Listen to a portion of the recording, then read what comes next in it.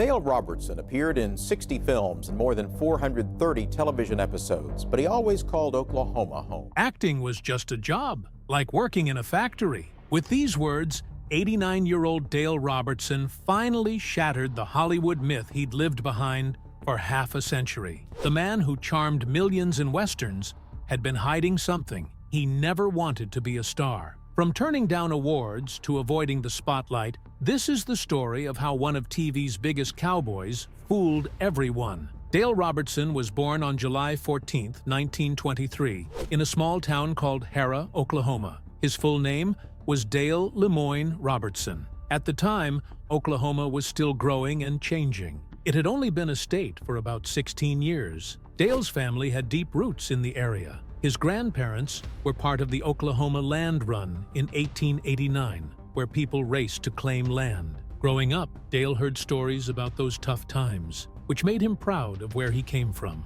Dale's childhood happened during the Great Depression, which made life very hard for many families. Oklahoma was hit even harder because of the Dust Bowl. Terrible storms of dust destroyed farms and made it hard to survive. When Dale was 8 years old in 1931, his family had to deal with these storms. They would cover their windows with wet sheets to keep the dust out. Sometimes they'd find piles of dirt inside the house. Life wasn't easy, but Dale's parents worked hard. His father did odd jobs, and his mother sold pies and jams to make extra money. Dale helped too, working on farms to earn a little money by picking cotton or milking cows. One thing Dale loved from a young age was horses. His family always had a few horses, even during tough times. Dale spent a lot of time riding and taking care of them. When he was just 10, he was already a great rider. In 1935, when a rodeo came to town, Dale saw professional riders performing amazing tricks. He wanted to be like them, so he started practicing even more. By the time he was 15, he was competing in local rodeos and even won a big event at the Oklahoma State Fair. He used the prize money to help his family. At 17, Dale went to Oklahoma Military College. He had been a great athlete in high school, but he wasn't allowed to play sports anymore because he had done professional boxing matches for money. The military college was a fresh start for him. He worked hard, became a top athlete, and kept boxing on the side to make extra cash. One time, a Hollywood producer noticed him after a boxing match and offered him a role in a movie, but Dale said no. He thought he was too young to leave his family and school for acting. Dale's time at the military college was interrupted by the attack on Pearl Harbor on December 7, 1941. Dale and many young men decided to join the military. He left school to serve his country, putting everything else on hold. He started his training at Fort Sill, Oklahoma, then moved to Fort Riley, Kansas, where he was part of the horse cavalry. Dale's leadership skills stood out, and he was sent to Officer Candidate School in Fort Knox, Kentucky, where he became a second lieutenant. During the war, Dale faced dangerous battles. He was a tank commander in the 777th Tank Battalion during the North African Campaign. In April 1943, his tank was hit in a fierce fight near Tunis. Miraculously, Dale was thrown out of the tank and survived, but his crew did not. He was left with shrapnel wounds in his legs that scarred him for life. After recovering, Dale returned to the fight. This time, he was with the 322nd Combat Engineer Battalion in Europe. In September 1944, his team had to build a floating bridge across a river under heavy enemy fire. Dale led his men while dodging bullets and artillery. He was wounded again by shrapnel in his knee, but treated himself and kept going. His bravery was incredible, but because he never reported his injury, it delayed his Purple Heart Award. By the end of the war in 1945, Dale had earned the Bronze Star, the Silver Star, and eventually the Purple Heart for his courage and sacrifices. These experiences stayed with him and shaped his personality. The quiet strength and determination he showed in real life would later become part of his acting roles, especially in westerns. After the war, Dale's Hollywood career started in a completely unexpected way. In 1945, while stationed in California, he took a photo to send to his mom back home. The photographer thought Dale looked like a movie star, so he displayed the photo in his studio window on Hollywood Boulevard. Talent scouts noticed the picture and were impressed. One day, Dale walked by the studio and saw his own picture in the window. Before he knew it, a scout approached him and offered him a screen test. Dale wasn't sure about acting, but the scout convinced him to give it a try. Just before leaving the Army in February 1946, Dale did the screen test, and the camera loved him. Dale started with small roles. His first was in The Boy with Green Hair, 1948, playing a policeman. After that, he had minor parts in The Flame and The Arrow and Fighter Squadron in 1949. These roles weren't big, but they helped him gain experience. Later that year, he got a bigger role in Fighting Man of the Plains, a Western with Randolph Scott. This was the beginning of his journey to becoming one of the most beloved stars in Western films and TV. His journey to fame started with a bit of luck. In 1949, he got the role of Jesse James in the movie Fighting Man of the Plains. This happened just 2 days before filming began because the original actor got sick. Dale wasn't well known at the time, but he was given the chance, and he worked hard to prepare. He stayed up for 36 hours straight, learning everything he could about Jesse James. When the movie came out, people loved his performance. Critics called it amazing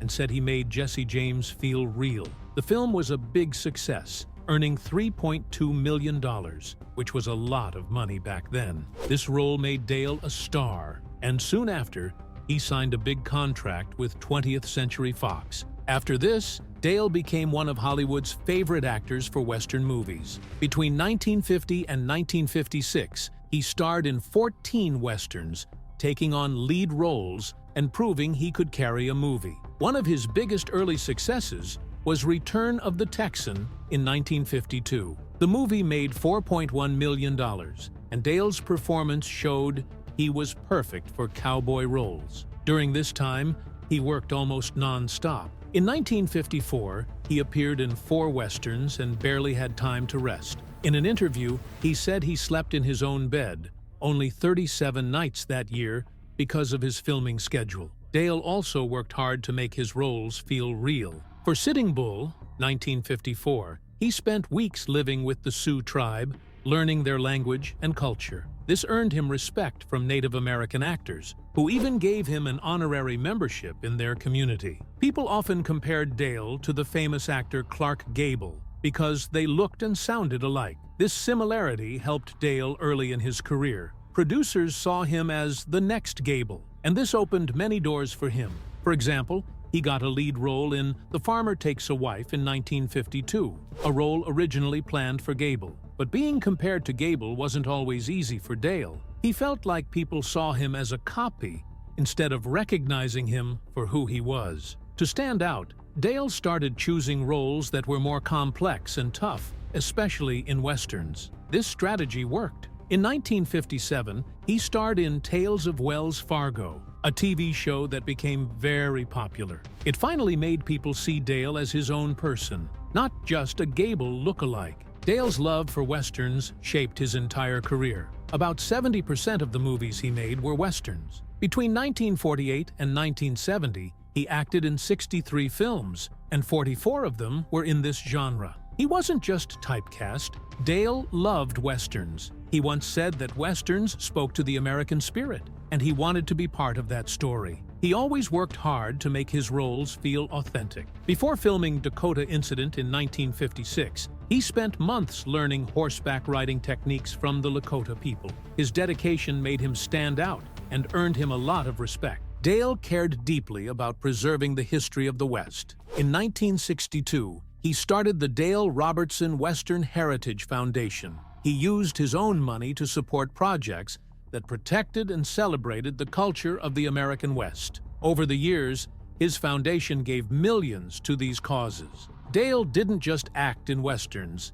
He helped keep their stories alive for future generations. Meanwhile, Dale Robertson became a star on television thanks to his role as Jim Hardy in Tales of Wells Fargo. The show started on March 18, 1957, and became an instant hit. It ranked high in the ratings, reaching 3rd place during its first full season in 1957 to 58, and staying popular for several years. Robertson's role as the Wells Fargo agent made him a household name. and the series ran for 6 seasons with 201 episodes. People loved the show because it mixed fiction with real history. Jim Hardy was a fictional character, but the stories often included real events and famous figures from the Old West, like Jesse James and Belle Starr. This combination made the show feel exciting and authentic. Robertson's skills with horses added even more realism. He was praised as one of the best horsemen on TV, and his own horse, Jubilee,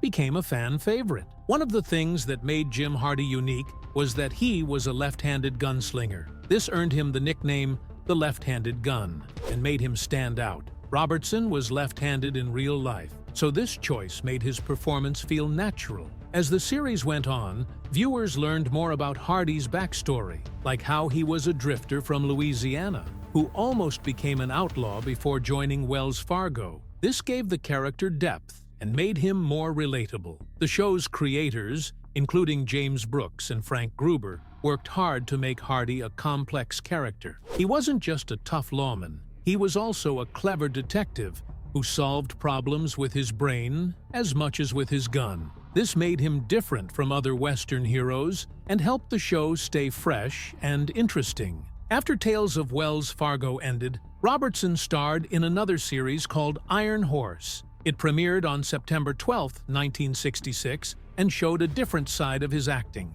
In this show, he played Ben Calhoun, a gambler who wins part of a railroad in a poker game. The story followed Calhoun's efforts to finish building the railroad while dealing with all kinds of challenges. The mix of Western action and business drama made Iron Horse unique. The show also stirred controversy because of its bold portrayal of Calhoun's romantic relationships, which were considered risque for the time. Viewers were surprised by how far the show pushed boundaries, and it got people talking. The train scenes were filmed on the historic Sierra Railroad, adding a realistic touch that audiences appreciated. In 1968, Robertson took on a new role as the host of Death Valley Days. This was a long-running anthology series that had been on TV since 1952 and on radio before that. Robertson became the 4th and final host, following Stanley Andrews, Ronald Reagan, and Robert Taylor. By the time Robertson joined, the show was nearing its end but still focused on telling true stories from the American West. As host, Robertson introduced each episode and provided historical background, using his reputation as a Western star to add credibility to the stories. He hosted 26 episodes during the final 2 seasons before the series ended in 1970. In total, Death Valley Days produced 452 TV episodes and left a lasting legacy as a classic Western show. Behind the scenes, Dale Robertson faced many personal struggles during his life. He became famous in the 1950s, but as his fame grew, so did his battle with alcoholism. Hollywood in those days had a strong drinking culture, and the pressure of stardom only made things harder for him. His drinking caused serious problems in both his personal life and career. In 1956, while filming A Day of Fury, he showed up to work drunk, delaying production and upsetting the crew. This was the first of many troubling incidents. A year later, on September 12, 1957, Robertson was involved in a bar fight at the Mocambo nightclub in West Hollywood. He reportedly hit another patron and had to be restrained by security. The incident became big news, with gossip columns everywhere tarnishing his image. One of the most shocking moments came in 1958. On March 7th, he was arrested for drunk driving in Beverly Hills. It happened late at night, when police saw his car swerving on Sunset Boulevard. His blood alcohol level was twice the legal limit. He spent the night in jail and was released the next morning on bail. The news made headlines, with newspapers calling him TV's Wells Fargo star, nabbed for DUI. He later pleaded guilty, paid a fine, had his license suspended, and was ordered to attend Alcoholics Anonymous meetings. This marked a low point in his life and career.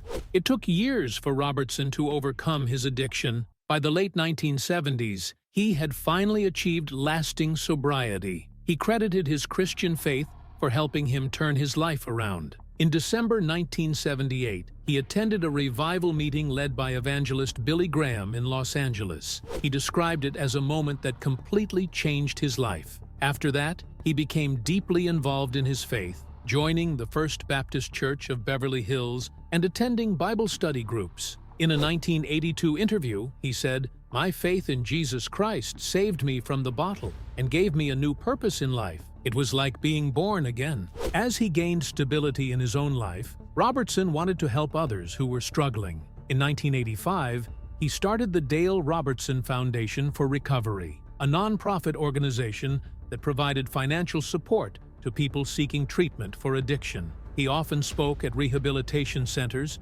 churches, and community events, sharing his story to inspire others. In 1990, he gave a moving speech at a major addiction recovery conference in Washington, D.C., where he talked about his struggles and how faith had saved him. In 1993, Robertson worked with the Betty Ford Center to create a program specifically for people in the entertainment industry who were battling addiction. This initiative, called Spotlight on Recovery, offered specialized treatment for actors, musicians, and others in the public eye. Moreover, Dale Robertson's love life was full of ups and downs. He got married 5 times in his life, starting when he was just 22. His first wife was Margaret Colleen Shooter, and they got married in 1945. But the marriage didn't last long, and they divorced just a year later in 1946. After that, he married Jacqueline Wilson in 1951. This marriage lasted 5 years, and they had a daughter together named Rochelle. Even though he loved being a father, this marriage also ended in 1956. Right after that, Dale married actress Mary Murphy just 3 weeks later, but this marriage was the shortest of all, ending in 1957. Then came his 4th marriage, to Lula Mae Maxey, in 1959. This one lasted longer, nearly 2 decades, but it still ended in divorce in 1977. Finally, in 1980, Dale married Susan D. Robbins, a flight attendant he met on a plane. Susan was much younger than him, but their bond was strong. They stayed together for 32 years, until Dale passed away in 2013. Susan shared Dale's love for horses, and they built a life together on a ranch in Oklahoma. They raised over 200 horses, and this shared passion brought them closer. But their marriage wasn't without struggles. Dale and Susan wanted kids, but they couldn't have any. They tried fertility treatments for years, but it didn't work. It was heartbreaking, but they stayed strong and focused on their life together. Over time, they found happiness in their ranch and their animals. Dale also went through deep sadness when his daughter Rochelle died in 1981. She was only 21 and passed away because of complications from diabetes. This loss hit Dale hard, especially since he hadn't spent much time with her because of his busy Hollywood career. It was a tough time for him and Susan, as they were just starting their life together. Losing Rochelle made Dale more reflective, and he started valuing his personal relationships more. Dale's career in Hollywood was another challenge. He became famous in the 1950s for his roles in Western movies. But being a star wasn't easy. He had long workdays, often 14 to 16 hours, which left little time for family. This was one reason why his first 4 marriages didn't last. By the time he married Susan, Dale decided to slow down. He took fewer acting jobs and focused on their ranch. This gave him the chance to enjoy a quieter, more peaceful life. Now, Dale Robertson spent over 50 years in Hollywood, but never called himself an actor. Instead, he said he was a personality. He believed he wasn't pretending to be someone else in his roles. He thought he was just being himself on screen. In an interview, he said, "Actors change to fit the role, but a personality changes the role to fit himself." This was how he saw his work and why he stood out from others. Dale was very opinionated, especially about who should play cowboys. He didn't like Eastern actors, like those from New York, being cast in Western roles. He said they didn't know anything about real cowboy life. In one interview, he joked they couldn't sit on a horse if it was tied to a post. In 1965, Dale started his own company to hire actors with real Western experience. Once, during a TV show called Iron Horse, the producers wanted to hire New York actors. Dale threatened to quit unless they picked real cowboys. They gave in, and Dale got to choose the cast. He also hated acting lessons, He never took one in his life. Someone had told him early on, "Don't take lessons. They'll make you sound fake." Dale believed this completely. He thought trained actors all looked and sounded the same. He often clashed with co-stars who used techniques like method acting. Once, a co-star spent an hour preparing for a scene. Dale told him, "I've been ready since birth. Just say the lines." Dale didn't like reporters either. He rarely gave interviews and avoided the press whenever he could. In 1962, a famous gossip columnist, Luella Parsons, asked to interview him. He refused, saying he'd rather wrestle a bear than talk to a gossip writer. This behavior earned him the Sour Apple Award 3 years in a row from 1959 to 1961. This was an award given to stars who were the hardest for reporters to deal with. Once, he even showed up at an event, saw the press, and left without getting out of his car. Another time, he sat silently through an entire interview, refusing to speak. Dale joked about his Sour Apple wins, saying, "It's the only honest award in Hollywood." In the 1980s, Dale surprised everyone by acting in soap operas. He played Frank Crutcher, an oil tycoon, on Dallas for 5 episodes. Before that, he was in Dynasty as Walter Lancashire, a wildcatter in Denver's oil scene. His roles brought something gritty and authentic to these glamorous shows, and fans loved his presence. Dale also tried voice acting once. In 1965, he voiced Justin Eagle, a secret agent in the animated western The Man from Button Willow. It was a new experience for him, and he worked hard to get it right. Critics loved his voice performance, even if the movie itself got mixed reviews. It was the only animated role he ever did. In the late 1980s, at the age of 65, he faced one of his toughest battles when he had a severe stroke. This happened on September 12, 1987, while he was at his ranch in Yukon, Oklahoma, taking care of his horses. His wife, Susan, found him collapsed in the stable, unable to move or speak properly. The stroke affected the left side of his brain, which controls speech and movement on the right side. Doctors at Integris Baptist Medical Center in Oklahoma City gave a grim prognosis, saying he might never walk or talk again. For someone whose career depended on his voice and strong presence, this news was devastating. Robertson spent 3 months in intensive care, going through rigorous treatments. He had to relearn basic skills, like walking and speaking, that most people take for granted. The actor, known for his commanding roles in westerns, now struggled with simple words and couldn't walk without help. Despite the slow progress, he never gave up. He worked hard every day, showing the same grit that made him famous on screen. After leaving the hospital, he began a tough rehabilitation program at the Jim Thorpe Rehabilitation Center in January 1988. His therapy was intense and often lasted from morning until late evening. Speech therapy helped him regain control of his voice, while physical therapy focused on rebuilding strength in his arm and leg. Occupational therapy taught him how to handle daily tasks again. Slowly but steadily, Robertson improved. By March, he could move his right arm and leg a little, and his speech became clearer. In June 1988, he took his first steps without assistance, a moment that brought tears to everyone around him. Just 18 months after his stroke, on March 15, 1989, Robertson returned to acting. He appeared in an episode of Murder, She Wrote, playing a character who, like him, was recovering from a stroke. This comeback inspired many people dealing with similar struggles. It was a powerful example of his determination to overcome challenges and continue doing what he loved. As he grew older, Robertson faced more health problems. His early life as a boxer and soldier, along with years of performing stunts in westerns, took a toll on his body. In 2004, at 81, he was diagnosed with chronic obstructive pulmonary disease, COPD, a condition worsened by years of smoking. This made breathing difficult and reduced his energy. Despite this, he continued living on his Oklahoma ranch, though he had to step back from managing its daily operations. In 2010, when he was 87, Robertson fell at home and fractured his hip.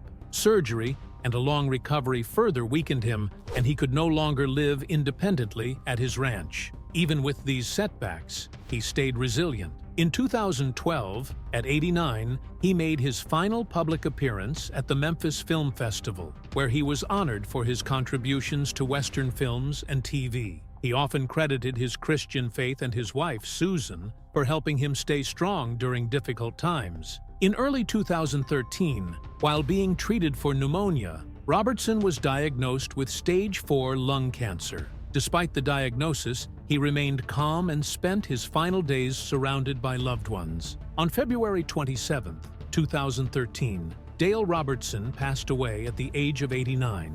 His life, marked by resilience and determination, left a lasting legacy. Dale Robertson's induction into the Hall of Great Western Performers in Oklahoma City on April 21, 1983, was a proud moment in his career. But it surprised everyone when he shared a secret that night. Speaking to a crowd of 1,200, Robertson revealed that he had turned down the honor 3 times before finally accepting. He told them he didn't think he deserved it. For someone as famous in Western entertainment as Robertson, this was shocking. During his speech, Robertson admitted that he had always doubted his own acting abilities. He said he felt like an imposter, thinking his success came more from his looks than his talent. This honesty made the audience love him even more. He shared funny stories from his 35 years in Hollywood, like the time he forgot his lines during a live broadcast of Tales of Wells Fargo. Instead of panicking,